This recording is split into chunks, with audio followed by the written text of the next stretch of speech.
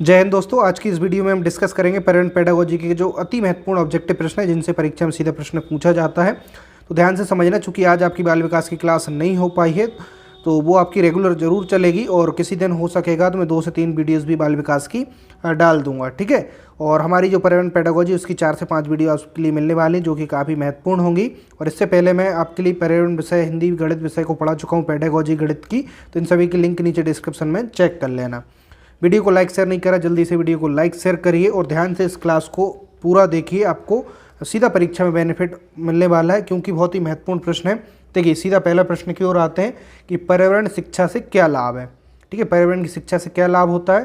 पर्यावरण के महत्व का ज्ञान मिलता है, पर्यावरण प्रदूषण के कारणों की जानकारी मिलती है, प्रदूषण के प्रभाव से बचने के उपाय ज्ञात होते हैं। तो पर्यावरण की शिक्षा से इन सभी की हमें जानकारी मिलती है। उत्तर कौन सा होगा दोस्तों? डी वाला होगा। ठीक है, डायरेक्ट उत्तर याद रखना तो आपकी काफ़ी हेल्प मिलने वाली है। ठीक है, आगे हम बात करें, पर्यावरण अध्ययन है प्राकृतिक और मानव निर्मित पर्यावरण और इन दोनों के मध्य होने वाली अंतरक्रियाओं का अध्ययन। ठीक है, दूसरा है कि केवल जीव जगत पर प्रकृति का पड़ने वाला प्रभाव, केवल वनस्पति जगत पर प्रकृति का पड़ने वाला प्रभाव और प्राकृतिक महामारियों का अध्ययन।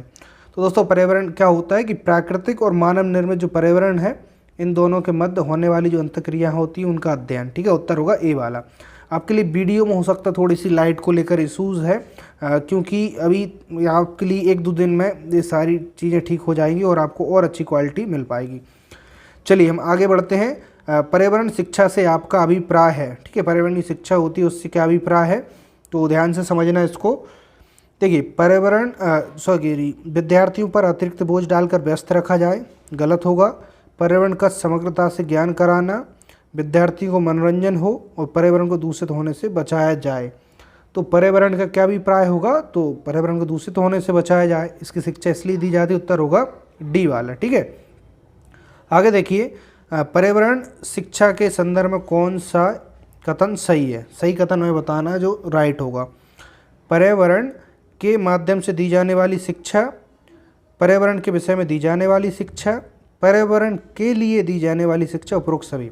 तो पर्यावरण शिक्षा में ये सभी होते हैं, तो उत्तर होगा आपका डी। ठीक है, बहुत ही इजी है और ऐसे ही प्रश्न आपके परीक्षा में आएंगे। तो वीडियो को लाइक नहीं करा, जल्दी से वीडियो को लाइक शेयर करिए।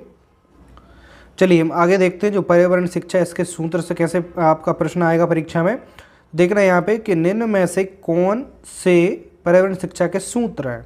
समग्रता का सूत्र, निरंतरता का सूत्र, परस्पर सहयोग का सूत्र और ये सभी। तो दोस्तों उत्तर होगा आपका डी, ये सभी। ठीक है, बस इतना याद रखना, ज़्यादा मैं इसमें डिस्कस इसलिए नहीं कर रहा हूँ क्योंकि समय कम है और हमें बिल्कुल फैक्ट वाइज क्वेश्चन देखना है। पर्यावरण शिक्षा के निम्न किस सूत्र में व्यक्ति में विभिन्न कौशलों के विकास की बात कही गई है? तो किस सूत्र में विभिन्न कौशलों के विकास की बात कही गई है? तो उत्तर आपके सामने है।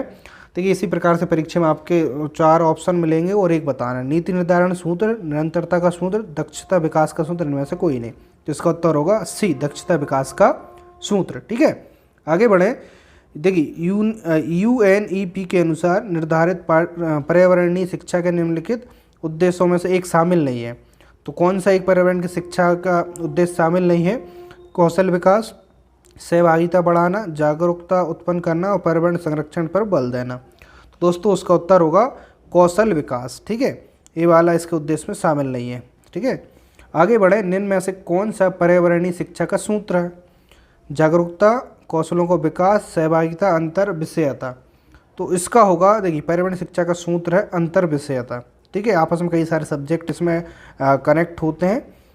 निम्न में से कौन पर्यावरण शिक्षा का सूत्र है? पर्यावरण शिक्षा का कौन सा सूत्र होगा?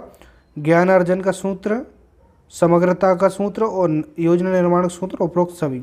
तो पर्यावरण शिक्षा का सूत्र इन तीनों ऑप्शन सही है, तो उत्तर होगा डी वाला। ठीक है, आगे बढ़ते हैं। निम्न में से कौन पर्यावरण शिक्षा का सूत्र नहीं है? तो कौन सा पर्यावरण शिक्षा का सूत्र नहीं है? अंतर विषयता का सूत्र अभी देखा होगा, ज्ञान अर्जन का सूत्र ये भी होगा, दक्षता का सूत्र ये भी होगा, तो उत्तर होगा डी, मूल्यांकन का सूत्र नहीं होगा। दोस्तों आपकी जो पेडागोजी, इससे ऐसे ही प्रश्न आएंगे, पर्यावरण पेडागोजी। ठीक है, चलिए हम आगे बढ़ते हैं। चलिए अगले प्रश्न की ओर आगे बढ़ते हैं। पर्यावरण जो शिक्षा है और दायित्व उद्देश्य, इससे कैसे प्रश्न आएंगे पेपर में कि निम्नलिखित में से कौन सा एक पर्यावरण शिक्षा का दायित्व नहीं है? तो कौन सा एक पर्यावरण शिक्षा का दायित्व नहीं है? तो देखिए यहाँ पे पर्यावरण संबंधित ज्ञान, प्रदूषण की समस्या, सामाजिक चेतना और जनसंख्या नियंत्रण। तो जो पर्यावरण शिक्षा है उसका एक दायित्व नहीं है, तो वो होगा सामाजिक चेतना। ठीक है, सी वाला। आगे बढ़ते हैं। पर्यावरण संबंधित विकास का संबंध है किससे है? वैज्ञानिक विकास से, नैतिक विकास से, नियोजित विकास से और सामाजिक विकास से। तो पर्यावरण संबंधित विकास का संबंध किससे होगा दोस्तों? देखिए इसका उत्तर होगा नियोजित विकास से। ठीक है, सी वाला उत्तर। आगे बढ़ते हैं हम। निम्नलिखित कथनों में से कौन सा या कौन से कथन सही है? हमें सही कथन इसमें से बताना। ध्यान से देखना, सही कथन बताना है। ठीक है, पहला है पर्यावरण शिक्षा की विषय वस्तु में जनसंख्या विस्फोट एवं उसके उपचार की व्यापक चर्चा की जाती है। ये कैसा हो गया? सही नहीं है, सही कथन बताना है। संसाधनों के संरक्षण से संबंधित कार्य विधियों पर्यावरण शिक्षा के अंतर्गत आती हैं, ये भी सही नहीं होगा।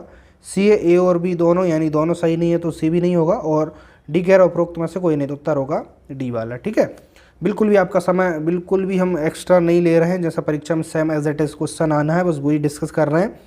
निम्नलिखित में से कौन एक पर्यावरण शिक्षा के मुख्य उद्देश्य में शामिल नहीं है?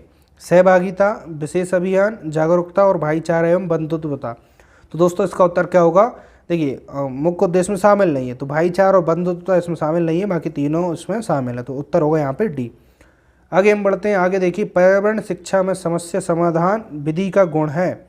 तो पर्यावरण शिक्षा में समस्या समाधान विधि का गुण क्या है? लक्ष्य केंद्रित विधि, सृजनात्मक विधि, चयनात्मक विधि, उपरोक्त सभी। तो इसका उत्तर क्या होगा दोस्तों?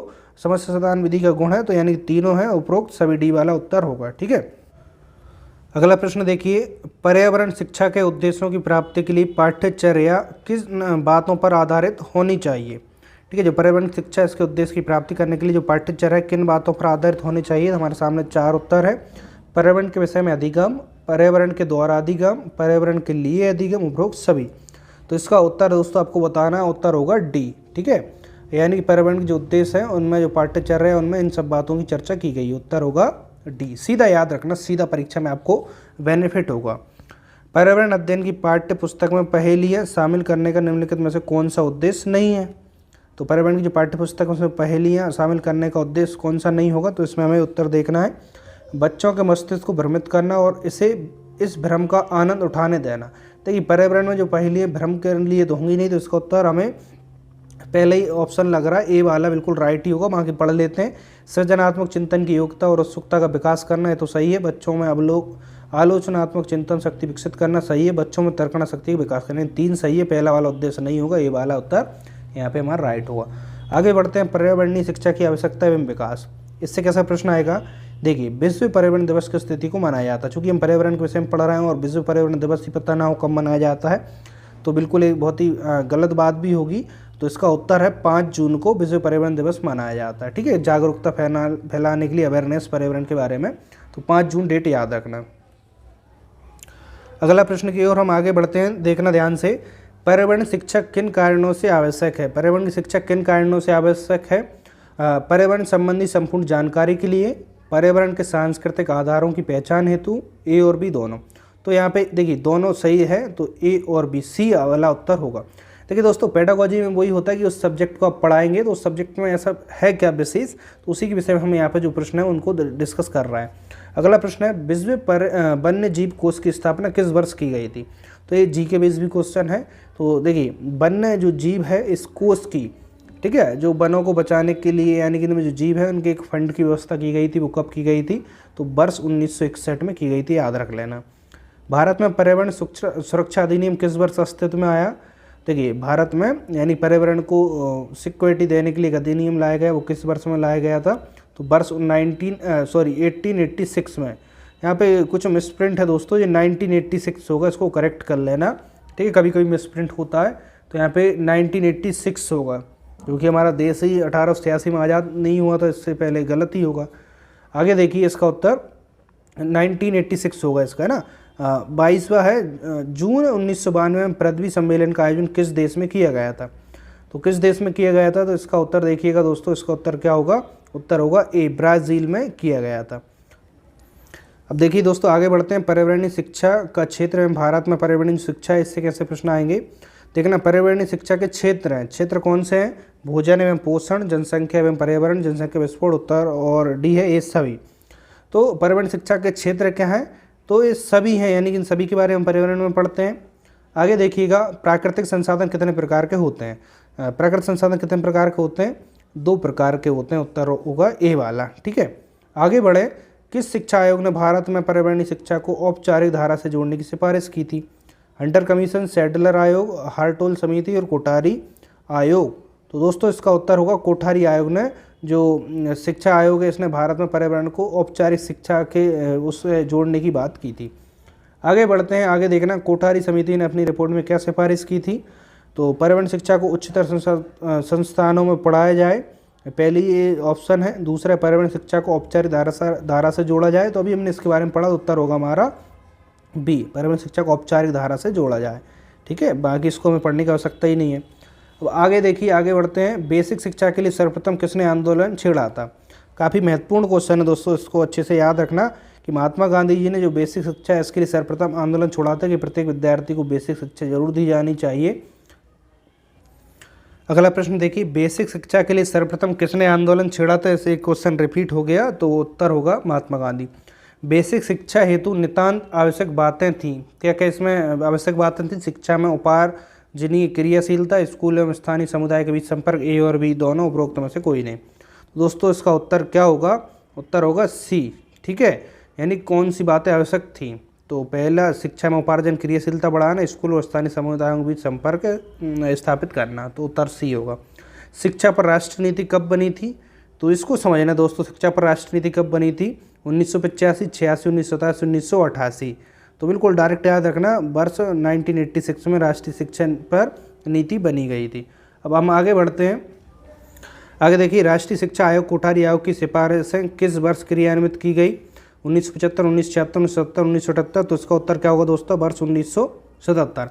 आगे हम बात करें, एनसीईआरटी की पाठ्य पुस्तकों में पर्यावरण अध्ययन को उच्च प्राथमिकता और स्थान दिया गया। क्यों दिया गया, तो इसका उत्तर क्या होगा, ध्यान से समझना। अधिक संख्या में अभ्यास प्रश्नों को शामिल करने के लिए, विषय की आधारभूत संकल्पनाओं की व्याख्या करने के लिए, चिंतन और विस्मय के लिए, शिक्षार्थियों को अवसर उपलब्ध कराने के लिए। जो एनसीईआरटी उसमें पर्यावरण को इसलिए शामिल किए गए, चिंतन, थिंकिंग और विस्मय के लिए विद्यार्थियों को अवसर उपलब्ध कराएं। तो इसका उत्तर होगा सी वाला। ठीक है दोस्तों, यहाँ पर हमारा जो आज की वीडियो हम यहीं पे कंप्लीट करते हैं, क्योंकि मैं आपकी चाहता तो देखिए क्लास छोड़ सकते थे आज के, लेकिन मैंने सोचा एटलीस्ट जितना हो पाए उतना ही कर लेते हैं। मुझे डॉक्टर के ऊपर चेकअप के लिए जाना है, इसलिए आपकी जो बाल विकास है रेगुलर क्लास वो भी नहीं हो पाई है। लेकिन एटलीस्ट मैंने सोचा कि आपके जो महत्वपूर्ण ऑब्जेक्टिव प्रश्न है पर्यावरण पेडागोजी की, जिसकी वीडियोज़ डालना है, तो उसको करा दिया जाए, चूँकि आपको परीक्षा में हेल्प मिल पाए। तो दोस्तों वीडियो को लाइक शेयर कर देना, चैनल पहली बार चैनल को सब्सक्राइब कर लेना, और अन्य विषय की वीडियोस देखने के लिए नीचे डिस्क्रिप्शन चेक कर लेना। और आपको नोट्स वगैरह चाहिए तो वो आप नीचे कमेंट्स कर देना, या फिर टेलीग्राम ज्वाइन करके वहाँ ज्वाइन मुझसे मैसेज के माध्यम से बातचीत कर सकता हूँ। उसका समय भी मैं यहाँ पे मैसेज में डाल देता हूँ। तो ठीक है दोस्तों, मैं निकलता हूँ यहाँ से। बाकी आप अच्छे से पढ़ाई कीजिए, और मैं कोशिश करूँगा दिन में 2 से 3 वीडियोस डालने की। और आपकी जो वीडियो क्वालिटी इसी वजह से थोड़ी सी ठीक भी नहीं आ रही है। मैं अभी अपने प्रॉपर जो एड्रेस है वहाँ पे नहीं हूँ, क्योंकि मुझे हेल्थ इशू है, और वो बाकी आपको एग्ज़ाम का सिलेबस कराने के बाद और जो क्लास है मैं बाद में बता दूँ क्या दिक्कत है। लेकिन मुझे जाना है डॉक्टर के यहाँ। तो ठीक है, तो आप अच्छे से पढ़िए और अपनी मेहनत ईमानदारी से करिए। बाकी ठीक है, जो भी कुछ कहता है मैं इग्नोर करता हूँ बातों को, आप भी इसी प्रकार से इग्नोर करिए। और स्ट्रेस मत लीजिए। सबसे ज़्यादा बच्चे चिंता में है कि सर एग्ज़ाम पास है। स्ट्रेस फ्री होकर पढ़ाई करिए, बाकी जो होगा वो एग्ज़ाम के बाद ही डिपेंड करेगा। बाकी हमारे पास बहुत सारी अपॉर्चुनिटी अभी सामने हमारे पास जो है, बस उसी पे ध्यान दीजिए। ठीक है, हम ज़्यादा बात नहीं करते हैं। वीडियो पसंद आई तो वीडियो को लाइक करना, शेयर करना, चैनल पहली बार चैनल को सब्सक्राइब कर देना। मिलता है नेक्स्ट वीडियो में। आज के इतना ही। जय हिंद, वंदे मातरम।